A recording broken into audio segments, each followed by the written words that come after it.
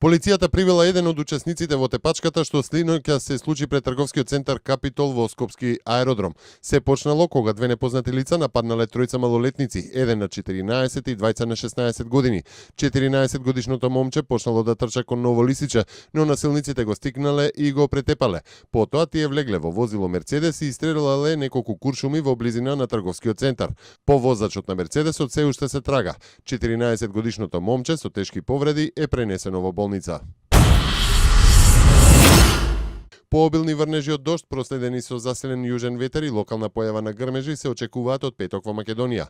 Според управата за хидрометеоролошки работи, првиот поинтензивен бран на врнежи ќе биде ноќта во петокот кон саботата, при што во западните и јужните делови се очекува да наврнат над 40 литри дожд на квадратен метар. Во петок и сабота ќе дува засилен до силен јужен ветер кој на места ќе достигнува брзина над 80 км на час.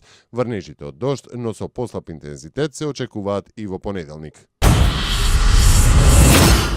За долгорочно решавање на проблемот со поплавите продолжува изградбата на вештачки акумулации, соопшти министерот за земјоделство, шумарство и водостопанство Михаил Цветков, додавајќи дека сезоната на поплави допрва почнува со оглед на прогнозите за нови врнежи.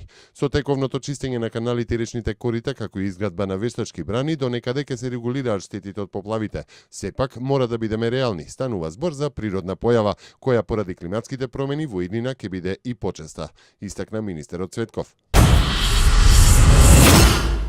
Американскиот државен подсекретар Викторија Нуланд, задолжена за Европа, изјави дека решавањето на спорот за името ќе биде добро и за Грција. Зборувајќи за проблемите во трансатлантските односи, Нуланд рече дека Соединетите американски држави ќе соработуваат и со новата грчка влада, предводена од ултралевичарската коалиција Сириза, но додаде дека спорот за името трае предолго и итно мора да се најде решение со кое Македонија ќе може да стане членка на НАТО и на Европската унија. Новата влада на Грција е подготвена за преговори со партнерите од Европската унија за проблемите со државниот долг на земјата, изјави премиерот Алексис Ципрас на отворањето на првата седница на својот кабинет. Ние сме подготвени за преговори со унијата за изнаоѓање на остварливо, праведно и заемно прифатливо решение на проблемот со државниот долг на Грција, изјави Ципрас.